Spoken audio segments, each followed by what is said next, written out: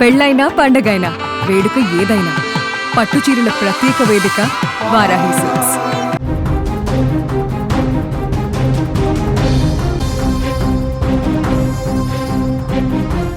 Breaking news చూస్తున్నాం. Srisailam dam ప్రమాదంలో ఉంది. ఫ్లైంజ్ పూల్ సమస్యతో ఒక టెన్షన్ పరిస్థితి అక్కడ కనిపిస్తోంది. మరమ్మతులు చేయకపోతే పెను ప్రమాదం జరిగే అవకాశం ఉంది. సుమన్ టీవీ దగ్గర ఎక్స్క్లూజివ్ దృశ్యాలు మీరు స్క్రీన్ మీద చూస్తున్నారు. ఫ్లైంజ్ పూల్లో దెబ్బతిన్న శాతాన్ని ప్రస్తుతం నిపుణులు అంచనా వేస్తున్న పరిస్థితుంది. ఫ్లైంజ్ పూల్ లోతు విస్తరణ, దెబ్బతిన్నటువంటి సిలిండర్లు, ఏప్రాన్ పరిస్థితిపై వీడియోగ్రఫీ కొనసాగుతుంది. 12 రోజుల తర్వాత నివేదిక రాబోతుంది. శ్రీశైలం డ్యాం భద్రతకు సంబంధించి తీవ్రమైనటువంటి ఆందోళన కనిపిస్తోంది. శ్రీశైలం డ్యాం సేఫా కాదా? ప్రస్తుతం ఇదే చర్చ జరుగుతోంది. శ్రీశైలం డ్యాం డేంజర్లో ఉన్న పరిస్థితి కనిపిస్తుంది. ఫ్లైంజ్ పూల్ సమస్య టెన్షన్ పెడుతుందని చెప్పాలి. పూర్తిగా ఆ డ్యామ్కు సంబంధించినటువంటి వార్త మనం చూస్తున్నాము. కిందికి వచ్చి నీళ్లు పడే చోట ఒక పెద్ద గొయ్యిలా తయారైంది. దానికి సంబంధించిన దృశ్యం కూడా మీరు స్క్రీన్ మీద చూస్తున్నారు. ఆ నీళ్ల ఫోర్స్కు గొయ్యి పెరిగి పెద్దదైంది. అటు తిరిగి ఇటు తిరిగి డ్యామ్ పునాదుల కింద నుంచే ఒక పెద్ద గుంతగా మారుతుందని చెప్తున్నారు. ఫౌండేషన్కే ఇది ప్రమాదంగా మారే అవకాశం కూడా ఉండొచ్చని చర్చ ఉంది. అదే జరిగితే నీళ్ళు ఇక రిజర్వాయర్లో ఆగే పరిస్థితి ఉండదు. వీటికి తోడు పునాదులు కదిలితే గనక మొత్తం డ్యాంకే ముప్పు వాటిల్లే పరిస్థితుంది. శ్రీశైలం డ్యాం ఫ్లైంజ్ పూల్తో ఇతర భాగాలు కూడా మరమ్మతుల కోసం అధ్యయనం చేస్తూ ఉన్నారు. కొన్ని ఆందోళనకరమైన విషయాలు వెలుగులోకి వస్తున్నాయి. డ్యాం వద్ద అంచనాలకు మించిన నష్టం జరిగినట్లు నిపుణులు చెప్తా ఉన్నారు. విజువల్స్లో మనం చాలా స్పష్టంగా చూస్తున్నాం. దెబ్బతిన్న భాగాలు ఎక్కువగా నీటి లోపల ఉండటంతో వాటి తీవ్రత బయటకు మాత్రం కనిపించట్లేదు. కానీ ప్రమాదం జరిగితే ఊహకు కూడా అందదు. 2009లో కృష్ణానదికి భారీగా వరదలు రావడంతో డ్యాంలో కొంత భాగం పాడైంది. ఏప్రాన్తో పాటు అక్కడికి వెళ్లే మార్గం కూడా దెబ్బతిన్నటువంటి పరిస్థితి. ఇవి మాత్రమే బయటకు కనిపిస్తున్నాయి. అంతర్గతంగా ఇంకా ఎన్నో చోట్ల పాడైపోయినట్లుగా నిపుణులు చెప్తా ఉన్నారు. డ్యామ్ ఫ్లైంజ్ పూల్కు సంబంధించినటువంటి సిలిండర్లు దెబ్బతిన్న విజువల్స్ మీరు స్క్రీన్ మీద చాలా స్పష్టంగా చూడొచ్చు. స్క్రీన్ మీద కనిపిస్తోంది ఆ దెబ్బతిన్నటువంటి భాగం ఏ విధంగా నిర్లిచ్చిందో. పూర్తిగా ఫ్లైంజ్ పూల్ భాగంలో ఏ విధంగా అక్కడ క్రాక్లు వచ్చిన పరిస్థితి, ఒక గొల్ల మాదిరిగా ఏర్పడిన పరిస్థితి కూడా మనం చూడొచ్చు. Visakha Sealine of sure diving private limited కంపెనీకి చెందిన 14 మంది నిపుణుల అత్యాధునిక కెమెరాలతో 12 రోజుల పాటు డ్యాం పరిస్థితిపై సర్వే చేశారు. ఈ సర్వేలో ఫ్లైంజ్ పూల్ లోతు విస్తరణ, దెబ్బతిన్న సిలిండర్ల పరిస్థితి, ఏప్రాన్ తదితర వాటిపై వీడియోగ్రఫీ చేపట్టారు. నీటి ఫోర్సుకు అది ఆ గొయ్యి పెరిగి పెద్దదయ్యే ఛాన్స్ కూడా ఉంది. అటు తిరిగి ఇటు తిరిగి డ్యాం పునాదుల కింద నుంచి ఒక పెద్ద గుంతగా మారిందని చెప్తున్నారు. ఫౌండేషన్కి ఇది ప్రమాదంగా పరిణమించే అవకాశం ఉందని చెప్తున్నారు. నీళ్లు ఇక రిజర్వాయర్లో ఆగే పరిస్థితి ఉండదు. పునాదులు కదిలితే గనక మొత్తం డ్యాం గేట్లకే ముప్పు ఏర్పడే అవకాశం ఉంది. శ్రీశైలం డ్యాం ఫ్లైంజ్ పూల్తో సహా దెబ్బతిన్న ఇతర భాగాల మరమ్మతుల కోసం చేపట్టిన అధ్యయనాల్లో ఇలాంటి ఆందోళనకర విషయాలు వెలుగులోకి వస్తున్నాయి. డ్యాం వద్ద అంచనాలకు మించిన నష్టం జరిగినట్లు నిపుణులు చెప్తున్నారు.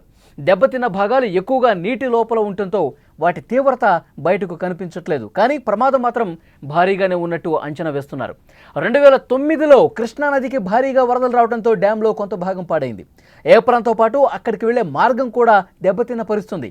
ఇవి మాత్రమే బయటకు కనిపిస్తుండగా అంతర్గతంగా ఎన్నో చోట్ల పాడైపోయినట్లు నిపుణులు చెప్తున్నారు. కిరణ్తో మాట్లాడే ప్రయత్నం చేద్దాం. ఎస్ కిరణ్, ఏంటి అక్కడ సిచ్యువేషన్? నిపుణులు తాజాగా ఏం చెప్తున్నారు? శ్రీశైలం ప్రాజెక్ట్ అయితే ప్రమాదంలో ఉందని అయితే చెప్పొచ్చు. ఏదైతే శ్రీశైలం ప్రాజెక్టు నీలం సంజీవరెడ్డి సాగర్ గారు పిలువబడ్డ శ్రీశైలం ప్రాజెక్టు 1960లో శంకుస్థాపన చేశారు. అయితే 1960 నుండి ప్రారంభమైన శ్రీశైలం ప్రాజెక్టు 1980లో పూర్తయింది. అయితే దాదాపు 20 ఏళ్ల కృషి వల్ల ఈ ప్రాజెక్ట్ అయితే తెరపైకి వచ్చింది. అయితే 1987 విద్యుత్ ఉత్పత్తి ప్రారంభించారు. నీటి డ్యామ్ లో పెరగడంతో 1980 నుండి నీటిని కింద విడుదల చేసి అలాగనే విద్యుత్ ఉత్పత్తి చేస్తారు. అయితే ఈ డ్యామ్ ను గతంలో కేవలం విద్యుత్ ఉత్పత్తి కోసమే ప్రారంభించారు.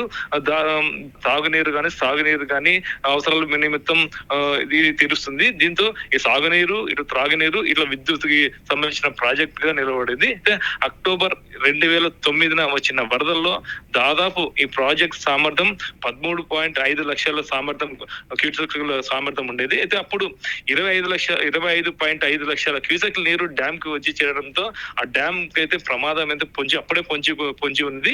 అంటే అప్పుడు టీఎంసీ కేవలం 210 టీఎంసీ అయితే 885 అడుగులు కాగా 896 అడుగులు చేరింది. అప్పుడు 2009 కృష్ణా వరద అప్పుడు అంటే దాదాపు 10 అడుగులు మించి వరద చేరింది అప్పట్లోనే 2009. అయితే 2009 కన్నా ముందు ఏదైతే ఫ్లంజ్ పూల్ ఉందో ఫ్లంజ్ పూల్ లో దాదాపు అప్పట్లోనే అంటే 30 నుండి 40 అడుగుల లోతు అయితే ఫ్లంజ్ పూల్ పడింది 2009 కన్నా ముందు. అయితే 2009 వరదల తర్వాత ఈ ఫ్లంజ్ పూల్ పెరుగుకుంటూ వచ్చింది. ఆ వరదల ఫోర్స్ కి ఏదైతే మనం డ్యామ్ బేసిన్ ఉంది ఆ బేసిన్ ఉంటే ఫోర్స్ తో కిందికి ఫ్లంజ్ పూల్ పడుతుంది. ఆ డ్యామ్ బేసిన్ కి ఫ్లంజ్ పూల్ మధ్యలో ఒక సిలిండర్స్ ఉంటది. ఆ సిలిండర్ అంటే సిలిండర్లు దాదాపు 64 సిలిండర్లు ఉంటాయి.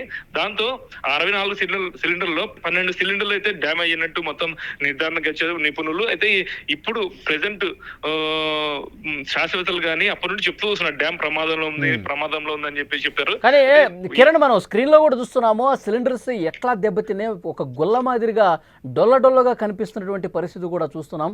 అయితే అంతర్గతంగా కూడా చాలా డ్యామేజ్ జరిగింది, బయటకు అది కనిపించట్లేదు. సో మరింత లోతుగా అధ్యయనం చేయాల్సిన అవసరం ఉందని చెప్పి నిపుణులు కూడా చెప్తా ఉన్నారు కదా. ఏంటి అంతర్గతంగా ఎంత డ్యామేజ్ అయింది అనేది ఏమైనా ప్రాథమికంగా ఇన్ఫర్మేషన్ ఇస్తున్నారా? ఇదివరకే పూణే నుండి వచ్చిన శాస్త్రవేత్తల బృందం అయితే చాలా మట్టుకు అధ్యయనం చేశారు. అంటే వాటర్ లో డ్రోన్ పంపించి మొత్తం వీడియో ఫుటేజ్ కూడా తీశారు, అంచనా వేశారు. అంటే ఎక్కడెక్కడ ఆ గొయ్యి ఉందనేది కొంచెం మేరకు అయితే వాళ్ళు కొంచెం నివేదిక అయితే ప్రభుత్వానికి ఇచ్చారు. అధికారికంగా అయితే వాళ్ళు అయితే ఇవ్వలేదు నివేదిక, ప్రభుత్వానికి అయితే నివేదిక ఇచ్చారు. అయితే లేటెస్ట్ గా ఈ రోజు 3వ రోజు లేటెస్ట్ గా మనకి విశాఖ నుండి సీలైన్ అఫర్స్ ప్రైవేట్ కంపెనీ వాళ్ళైతే బృందం వచ్చింది. దాదాపు వాళ్ళు బృందం 14 మంది బృందం అయితే వచ్చారు. ఆ 14 మంది బృందం కూడా 12 రోజుల పాటు ఈ అధ్యయనం చేస్తారు. అంటే ఇప్పుడు వీళ్ళు చేసే ఎక్స్పెరిమెంట్ ఏమంటే ఒక మనిషి మానవుడు ఏదైతే ఫంజిబుల్లోకి దిగి అతను ఆక్సిజన్ పెట్టుకొని ఆక్సిజన్ తో పాటు ఒక కొన్ని వందల మీటర్ల ఒక వైర్ అంటే ఒక వీడియోతో పాటు వీడియోని కూడా తీసుకువెళ్ళి కింద అత్యధిక సాంకేతిక